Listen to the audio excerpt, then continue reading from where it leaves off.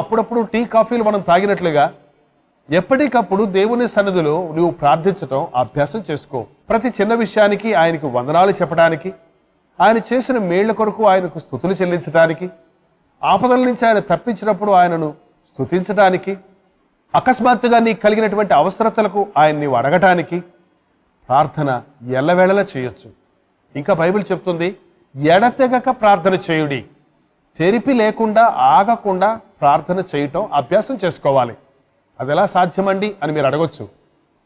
దేవునితో నీ హృదయాన్ని ట్యూన్ చేసుకున్నప్పుడు, దేవుని ముందు నీ హృదయాన్ని సరిచేసుకున్నప్పుడు నీ ఆలోచనలన్నీ ప్రార్థనలుగా మారతాయి, నీ మాటలన్నీ ప్రార్థనలుగా మారతాయి, నీ తలంపులన్నీ ప్రార్థనలుగా మారతాయి.